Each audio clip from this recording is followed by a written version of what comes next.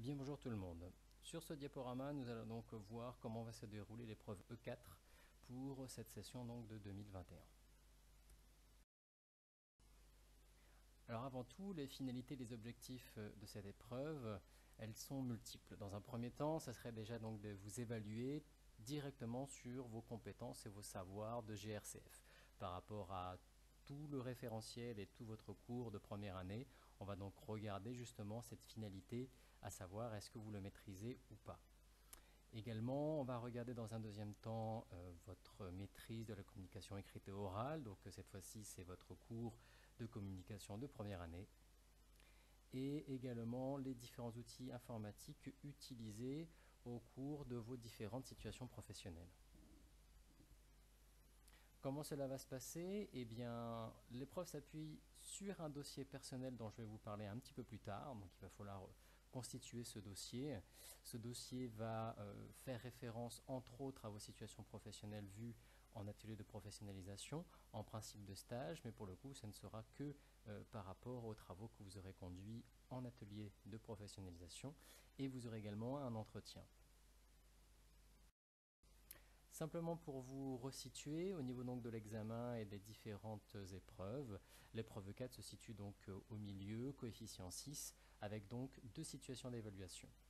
La première évaluation, c'est la situation A que l'on appelle évaluation au fil de l'eau, qui est donc évaluée sur 14 points, et la situation B qui sera donc un CCF pour compléter vos 6 points. Je vais détailler ces deux situations, mais pour les étudiants qui étaient il y a 2 ans en STMG, eh bien cela reprend exactement le même système d'évaluation que pour votre projet en terminale. Donc la situation A au fil de l'eau, 14 points. Comment ça va se passer? Eh bien la note de 14 points est attribuée entre le 1er et le 15 novembre 2020, avant la situation B.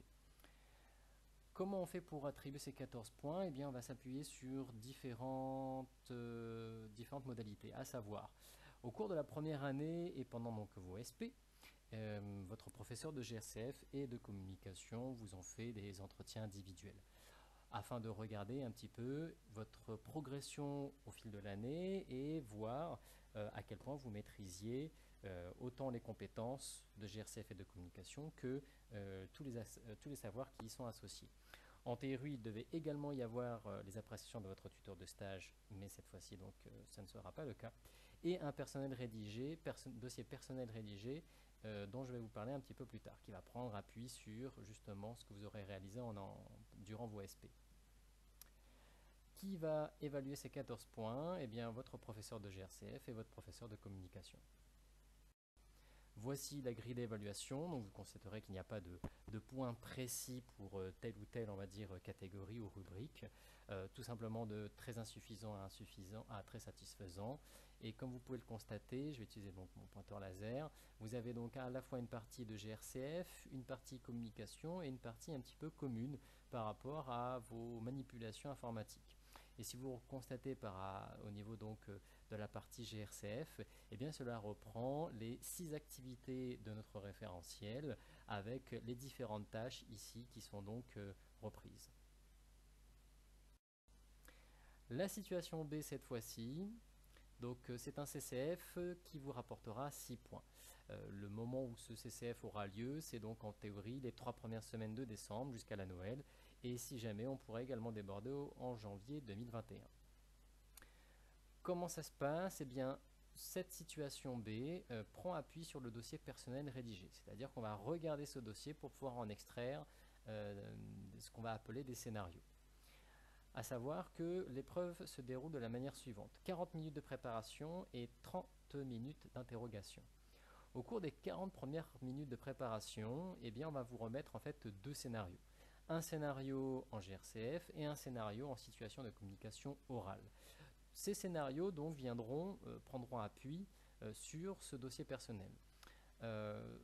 Pour la partie GRCF, c'est très simple, ce sera tout simplement des questions à réaliser sur l'Excel et le PGI. Donc on va vous demander tout simplement de réaliser une recherche V, un tableau croisé dynamique, bref, vous ne savez pas trop exactement à quoi vous attendre, mais la liste des fonctionnalités à maîtriser, celle-ci, oui, elle est connue. Également au niveau du PGI, on vous prévient exactement de quoi il en retourne, mais il y aura également des manipulations à faire sur EBP. Et donc ça c'est pour la partie GRCF. Et donc pour la partie communication, normalement vous organisez bien sur vos 40 minutes, 20 minutes de GRCF, donc de manipulation informatique, et 20 minutes pour préparer une simulation de communication. Parce que l'interrogation se déroule de la manière suivante. 15 minutes en GRCF, vous allez donc, alors c'est précisé, présentation de la PME, mais comme il n'y a pas eu de stage, il n'y aura pas. Vous allez donc directement présenter la production préparée, c'est-à-dire que le scénario qu'on vous a donné, les questions sur Excel et le PGI, eh bien, vous allez pouvoir nous préciser comment vous avez réalisé ces différentes manipulations. Donc, nous expliquer cette mise en forme conditionnelle, pourquoi vous l'avez réalisée, quel type de mise en forme conditionnelle vous avez utilisé, etc., etc. Bref, toute explication pour qu'on comprenne réellement votre méthode. Et il y aura éventuellement quelques questions d'approfondissement. C'est là qu'on pourra éventuellement contrôler les savoirs associés à certaines compétences. Et les 15 autres minutes se feront pour la communication.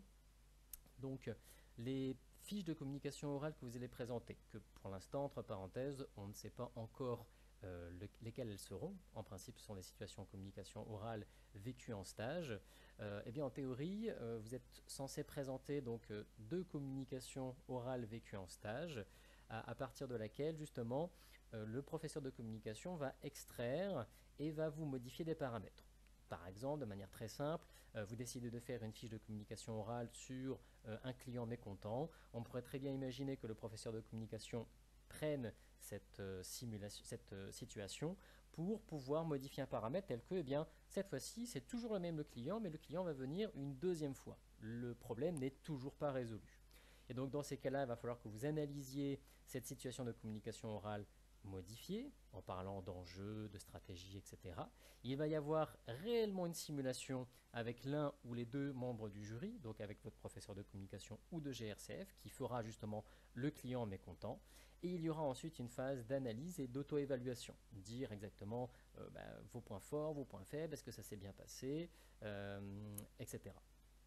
Mais comme je vous signalais, eh bien, ces fiches-là, ces situations-là, nous n'avons pas encore d'informations sur comment vous allez pouvoir les réaliser.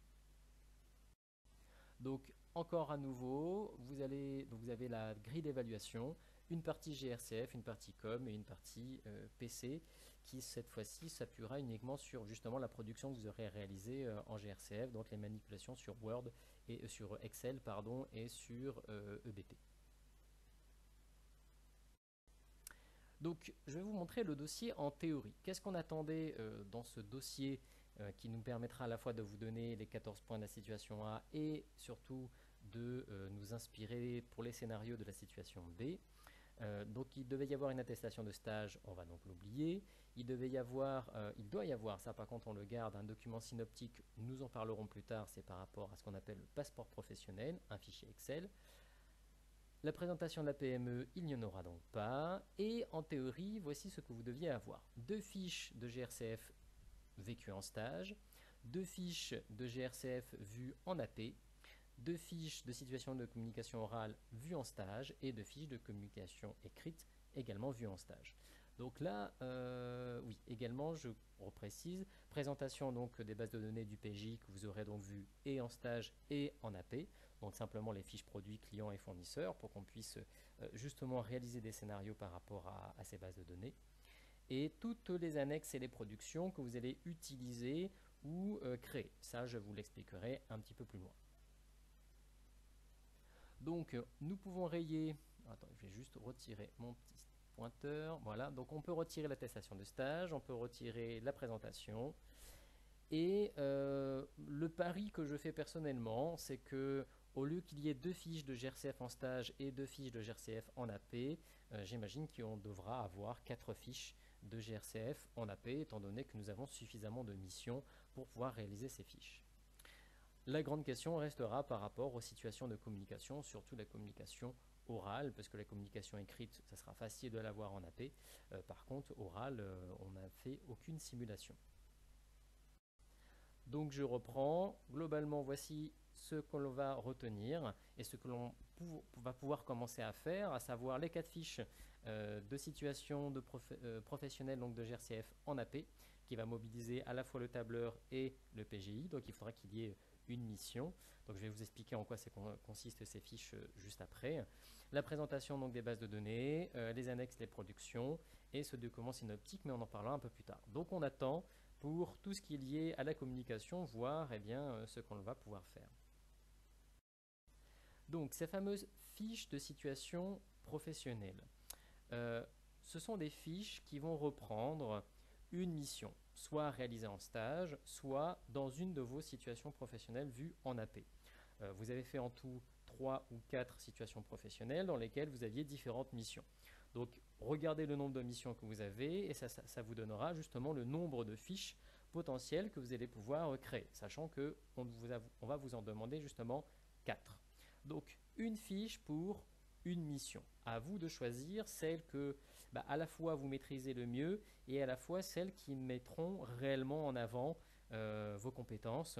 Donc vous êtes parfaitement en droit de prendre les premières missions, mais ce sont bien sûr les missions qui sont les plus faciles et donc le jury pourra justement, je dirais, évaluer ce choix, à savoir que on va regarder autant la maîtrise que la prise de risque par rapport au choix que vous effectuerez.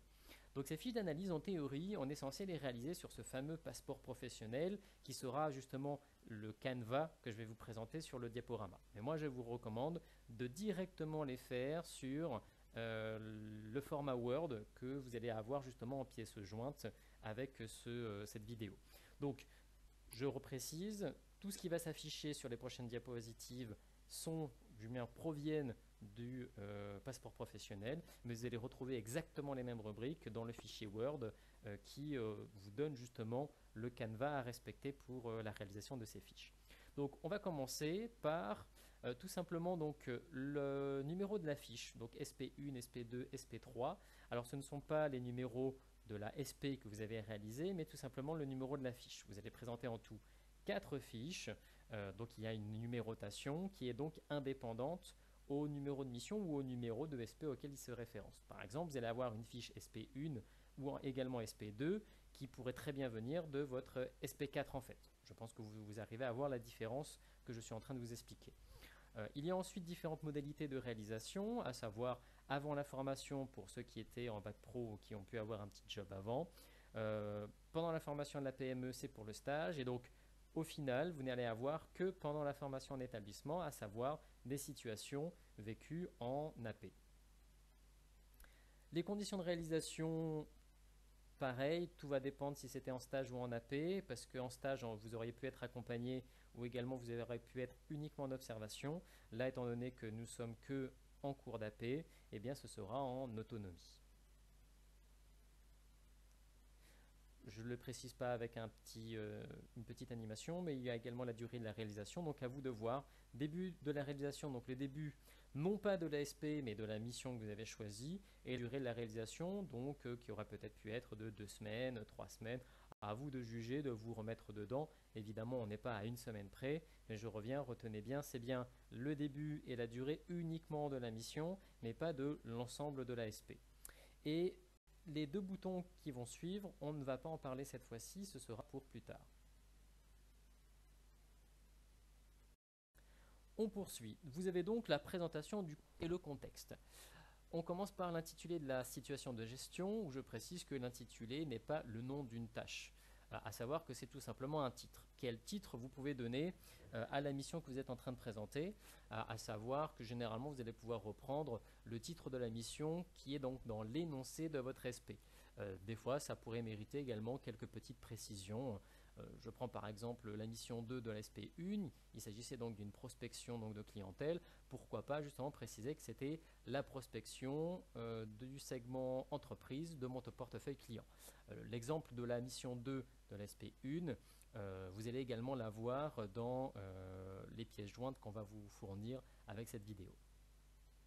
Le lieu, période et durée, donc le lieu c'est au niveau de Bainbridge, LGT Bainbridge parce que c'était en cours d'AP, et à vous de préciser à nouveau ici période, durée de réalisation, donc, mais uniquement pour la mission.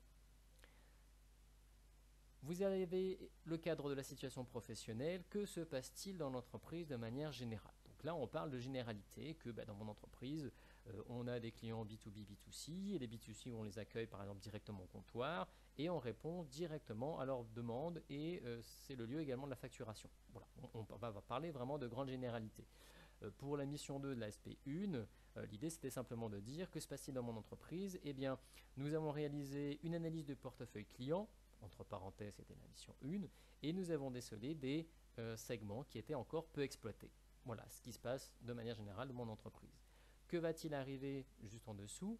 On a justement le problème de gestion soulevé, c'est-à-dire l'explication de la mission. Qu'est-ce qui a déclenché votre travail? Eh bien, par rapport à la situation, le cadre que j'ai donné, à savoir par rapport à la mission 1 de l'SP1, eh bien, qu'est-ce qui a déclenché ma mission? Tout simplement qu'il faut. Il a été décidé par le dirigeant de prospecter la cible, le segment justement entreprise, pour pouvoir réduire les risques et développer le chiffre d'affaires. Voilà. Donc j'ai un cadre général, j'ai fait une analyse de portefeuille. Que se passe-t-il? Je dois prospecter une cible, un segment de ce portefeuille client. Voilà, donc j'ai bien la différence entre le cadre général de la situation et le problème soulevé, à savoir qu'est-ce qui a déclenché ma mission. En fonction de, au niveau de cet onglet, en fonction de l'endroit où vous allez écrire, si vous êtes sur le passeport professionnel, vous allez retrouver cette rubrique justement dans le fichier Word. Si vous écrivez en fait dans de gestion, vous êtes en train de présenter une fiche de GRCF. Et si vous écrivez votre problème au niveau de la communication orale, au niveau de la communication écrite, vous êtes en train de faire des fiches de communication orale ou de communication écrite. Donc n'écrivez pas dans les 3 rubriques, mais uniquement dans une, en fonction du type de fiche que vous voulez présenter.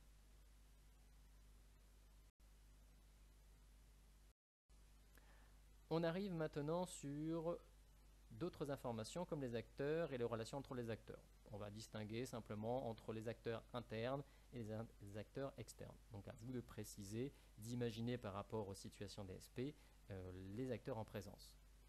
Les objectifs sont différents d'une tâche et d'une mission. Qu'est-ce que je veux dire? Si on vous demande de faire un rapprochement bancaire, on ne va pas dire comme objectif réaliser un rapprochement bancaire. Tout comme de faire une prospection, objectif, faire une prospection, non, ça n'a absolument pas de sens. On va garder des objectifs d'ordre général, voire également un petit peu plus spécifiques. Là, je vous invite tout simplement à aller regarder votre cours de GRCF, où vous avez, par rapport à la mission que vous voulez donner, on vous parle d'objectifs. Quel est l'objectif? Justement de trouver des nouveaux clients, de trouver des nouveaux fournisseurs, de passer commande auprès d'un fournisseur. Bref, à vous de vous replonger un peu dans vos cours pour retrouver 1, 2, voire 3 objectifs. On arrive ensuite à une rubrique qui comporte 2 éléments. Premier élément, des éléments donc de contraintes. Il y a des contraintes relativement connues, telles que temporelles, organisationnelles, matérielles ou financières. Donc là, regardez tout simplement si dans votre SP, il y a dans l'énoncé ces contraintes-là. Il peut y en avoir. Généralement, on ne vous a pas donné de temps précis ou de budget précis. Mais voilà, relisez bien, on va dire, les énoncés donc, du début de vos SP.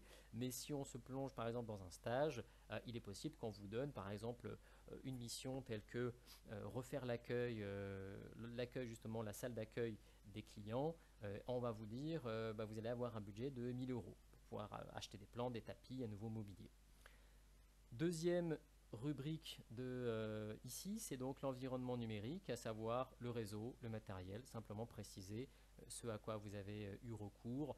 Très souvent, ce sera soit l'internet, soit l'intranet ou les deux, et le matériel, PC, tablette, imprimante, parce que vous devez imprimer par exemple des courriers, etc. On arrive aux ressources à disposition et les productions réalisées. Donc là, on a une rubrique qui est très importante et qui est, je dirais, demande de la rigueur pour pouvoir correctement justement faire la numérotation et également préciser ce qu'on attend ici. Je commence par les ressources à disposition. Ce sont les annexes utilisées et numérotées. Qu'est-ce qu'on attend par annexe utilisée? Là, ça sera très simple, c'est pour la mission que vous voulez présenter dans votre SP, quelles sont les annexes qui sont à votre disposition. Donc allez regarder directement dans votre énoncé et vous allez voir que rattaché aux différentes questions, vous avez justement des ressources. Ce sont ces annexes-là qu'il va falloir donc aller copier-coller et mettre directement dans votre fiche de SP. Donc regardez bien, vous avez juste à faire du copier-coller. Nous avons entre ces deux types d'annexes également les solutions logicielles choisies et fonctionnalités mobilisées.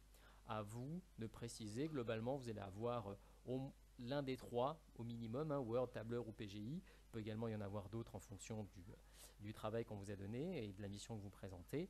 Mais sachez que juste avant l'énoncé de votre SP, il y a une présentation justement, une page de garde de chaque SP où vous retrouvez les compétences et les tâches de votre référentiel et également une rubrique où vous avez toutes les solutions logicielles et fonctionnalités qui, en principe, vous avez utilisées. Bien sûr, si vous ne les avez pas utilisées, si vous n'avez pas fait de fonction si, par exemple, dans un tableau, ça ne sert à rien de la préciser. Nous, on va vous le mettre dans l'énoncé parce que on supposait, en tout cas, on attendait l'utilisation de cette fonction dans une émission, mais si vous ne l'avez pas utilisée, ça ne sert à rien, étant donné que de toute manière, par la suite, vous allez nous montrer ce que vous avez créé. Et c'est justement la dernière rubrique, à savoir les productions réalisées, annexes créées. Donc, mission 2, n'importe quelle mission de votre SP, vous avez donc créé des supports, et bien c'est ici que vous allez pouvoir donc les afficher et également les numéroter. Je précise que la numérotation se poursuit et va dépendre du numéro de la fiche. Donc le tout premier numéro que vous avez donc par exemple ici, annexe 1, quelque chose, et bien c'est simplement pour dire que c'est le numéro de la fiche SP que vous présentez. Donc votre première fiche pour une première mission, ce sera les annexes 1, etc. Quand ce sera pour votre fiche numéro 2, ce sera donc les annexes 2, etc. Et la numérotation se suit. Comme vous le constatez sur l'exemple, je passe de 1, 1, 1, 2 et en dessous, je suis sur 1, 3, 1, 4.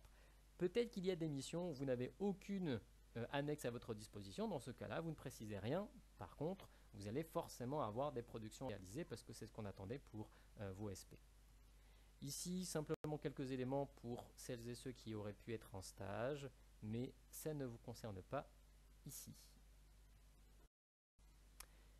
Je poursuis et je termine sur les deux dernières rubriques, à savoir l'avant-dernière qui reste la plus importante, parce que c'est ici que vous allez donc pouvoir expliquer l'enchaînement de votre travail avec pourquoi pas des analyses entre les différentes étapes clés et à chaque fois se poser la question et répondre à cette question pourquoi. En fait, là, vous voyez qu'il y a beaucoup d'éléments. Analyse de l'activité menée, démarches et techniques mises en œuvre, moyens mobilisés, stratégie de communication si c'est une fiche de communication, difficultés rencontrées et solutions proposées. Bref, c'est ici que vous allez expliquer toute votre démarche. En fait, si vous faites attention, si vous reprenez toutes les rubriques d'avant, l'idée est la suivante. L'idée, c'est que toute personne étrangère, et vous pourrez faire le test avec un membre de votre famille, par exemple, si vous lui présentez cette fiche d'analyse et avec également toutes les annexes que vous avez utilisées et créées, elle est censée comprendre exactement le contexte et dans quel, je dirais, environnement vous avez réalisé votre mission. Comment justement les résultats que vous présentez, toutes les annexes créées que vous présentez, comment vous avez réussi pour les faire. Donc il y a toute une partie sur la présentation donc, du contexte, les acteurs, pourquoi on a fait ça, les objectifs. Donc voilà, on a besoin quand même de savoir vraiment le cadre général dans lequel vous avez réalisé ceci. Est-ce que vous aviez des aides telles que des annexes utilisées? Et voici donc ce que vous avez créé. Et pour expliquer tout ce que vous avez fait, toute cette démarche-là, les différentes étapes, étape 1, étape 2, j'ai utilisé tel logiciel pour, etc., eh bien, c'est ici que ça va se passer.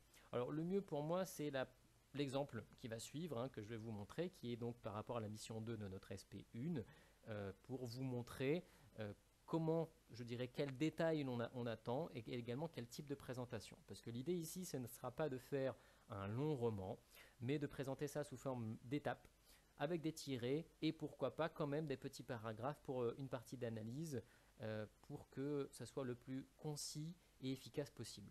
Je vous rappelle en fait que pour la partie en fait orale, CCF, automatiquement c'est le professeur de GRCF qui est donc membre du jury et va l'assister un professeur de communication ou également cela aurait pu être le tuteur, un tuteur parmi tous les tuteurs des étudiants en stage. Et si ça avait été le cas, eh bien dans ces cas-là, vous comprenez que le tuteur ne connaît absolument pas l'étudiant, ne connaît absolument pas le travail qu'il a pu réaliser dans une autre entreprise ou au cours de CSP, et il faut que dans une lecture, juste de cette fiche qui fera généralement une feuille recto verso, il puisse s'imaginer, s'immerger réellement dans le travail qui a été réalisé.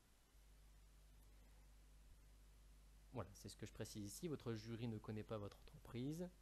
Bon, ça c'était surtout pour les cas des stages, mais également partez du principe qu'on ne connaît pas du tout ce que vous avez réalisé. En tout cas, et ça c'est une réalité, on n'est pas dans votre tête. On ne sait pas du tout comment vous avez réussi à construire, même si on vous a fait des entretiens individuels tout au long de l'année. Et il reste une toute dernière partie, à savoir la contribution à la professionnalisation. Qu'avez-vous appris et comment progresser? Donc là, on attend une autocritique. Alors, si je reviens sur l'exemple de la prospection, vous n'allez pas nous dire j'ai appris à faire une prospection. Bon, heureusement que si vous présentez une mission qui concerne la prospection, vous avez quand même réussi, vous avez compris et maintenant vous savez le faire.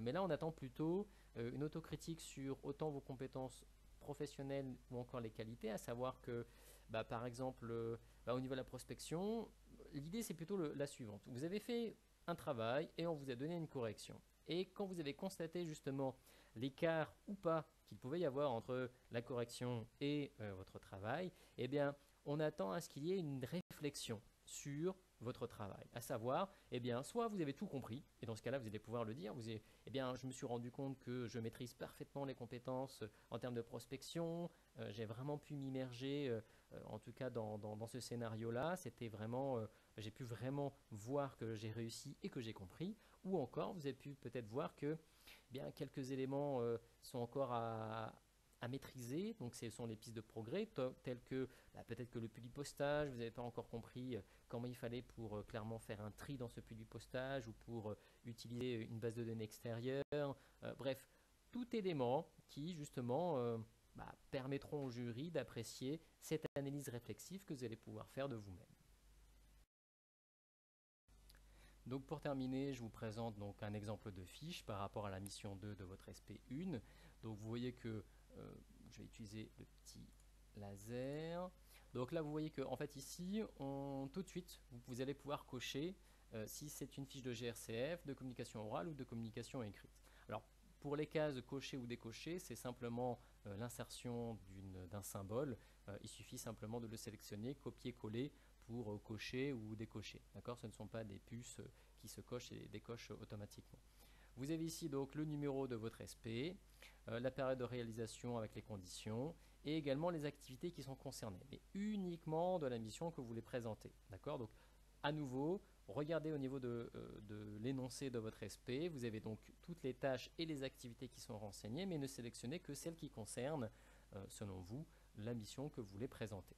Et donc là, on retrouve tout ce que je vous ai présenté donc tout à l'heure, l'intitulé. Donc là, j'ai essayé de personnaliser un petit peu plus le titre. Ce n'est, si vous regardez justement le titre de la mission 2 de votre SP1, ce n'est pas du tout ça. Là, j'ai rentré réellement prospection du segment entreprise dans mon portefeuille client en tant qu'exemple. Lieu et période donc de durée, j'ai estimé que j'étais donc au mois de décembre et que cela m'a pris 2 semaines.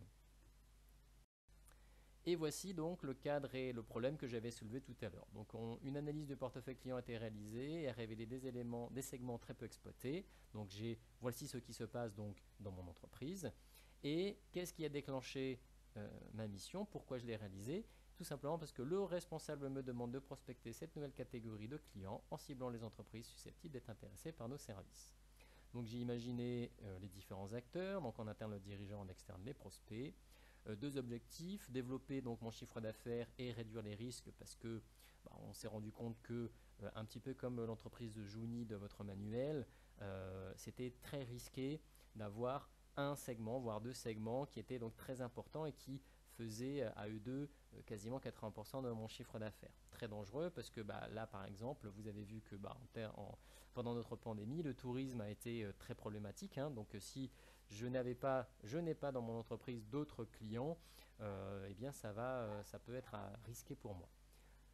L'environnement numérique, les contraintes, alors là vous constatez que ce n'est pas du tout les contraintes que j'avais pu lister tout à l'heure, mais tout simplement contraintes de recherche pour les entreprises qui possèdent des arbres. Ça a été une question qui a été soulevée à plusieurs reprises. Mais monsieur, je fais comment pour trouver? Donc voilà, ça peut être, en tout cas c'est précisé ici que c'était une contrainte pour la réalisation de votre mission. Mes ressources à disposition pour la mission 2 de l'ASP1, vous n'aviez qu'une seule annexe. Voici en théorie les solutions logicielles que vous avez dû utilisé. Donc par exemple, peut-être que vous n'avez pas fait une en-tête, c'était le tout premier publipostage que vous avez réalisé. Donc si vous ne l'avez pas fait, ne le mettez pas là, parce que de toute manière, on va le voir tout de suite après. Parce que tout de suite après, vous mettez les annexes que vous avez réalisées. Voilà, donc ça reste toujours pareil, un exemple, parce que justement, pour la lettre commerciale, moi j'ai des étudiants qui justement ont voulu montrer l'annexe, la lettre brute, avec par exemple justement les champs de fusion qui étaient donc encore visibles, et après un exemple, voire deux exemples de champs fusionnés avec des noms, des adresses qui étaient très précises. Dans ces cas-là, ça ne ferait pas qu'une seule annexe, mais deux annexes, voire trois annexes pour dire lettre commerciale brute, et annexe 1-5, ça aurait été lettre commerciale fusionnée, ou exemple de lettre commerciale. Donc adaptez bien ce que je suis en train de vous montrer à ce que vous avez réellement réalisé. Et voici donc ce que je vous disais, l'étape la plus importante, à savoir l'analyse complète de la situation. Donc là, je reviens sur l'étape numéro 1, l'étape numéro 2. Donc à savoir, il est possible qu'il y ait des missions qui soient suffisamment importantes pour que ça soit, je dirais, il n'y ait pas d'étape intermédiaire, mais par contre, une succession de tâches réalisées. Mais là, étant donné que dans ma mission, j'avais vraiment, on on pourrait presque dire des sous-missions à réaliser, là, dans ce cas-là, je les ai décrites en tant qu'étape. À vous de voir si c'est judicieux ou pas de le faire. Et donc, par exemple, pour mon fichier prospect, j'ai expliqué que j'étais allé sur Internet, sur les pages jaunes ou sur Google Maps pour vérifier la présence d'arbres, si j'avais poussé un peu plus ma réflexion. J'explique, donc je donne quelques détails. Voilà, j'ai fait des rubriques sur mon fichier prospect. Éventuellement, j'aurais pu préciser que c'est ici que j'avais peut-être réalisé des listes déroulantes. Et je peux donc apporter on va dire une analyse ou un descriptif supplémentaire. Mais vous voyez que je reste sous forme de tiret pour que ce soit le plus efficace et rapide à lire. Je tiens également à préciser que dans cette analyse, je précise mes différentes annexes. Comme ça, je peux réellement voir et apprécier le déroulé de toute cette mission et me dire, ok, c'est à ce moment-là qu'il a créé cette annexe-là. C'est à ce moment-là qu'il a utilisé telle annexe. Par exemple, pour le publipostage, vous voyez que justement, c'est très intéressant ici. Vous voyez que, bon, je précise que j'ai d'abord réalisé une en-tête, j'ai rédigé ensuite avec ma lettre avec le modèle AIDA, j'ai utilisé le fichier prospect que j'ai expliqué, en tout cas que j'ai créé juste avant, je le réutilise ici pour sélectionner ma liste des destinataires. Vous voyez que vraiment le publipostage, je le décris sous-étape par sous-étape, tâche après tâche, pour clairement comprendre, comme si, on va dire, mon juriste, s'il fermait les yeux, il pouvait réellement voir et se projeter sur la mission que vous avez réalisée. Insertion de champ fusion, et là je fusionne pour pouvoir mettre mes lettres personnalisées. Donc c'était justement le cas, en tout cas voilà, c'est les différentes annexes que j'ai pu créer. Le script téléphonique, etc. etc. Donc là l'idée, comme vous pouvez le constater, c'est donc d'apporter suffisamment d'explications avec en même temps la mention des différentes annexes utilisées et créées pour qu'on puisse réellement s'immerger et se mettre à votre place au moment où vous avez réalisé ce travail-là. Voilà. Donc j'espère en tout cas que cette présentation a été intéressante pour vous, que vous en comprenez un petit peu plus ce qu'on attend de vous.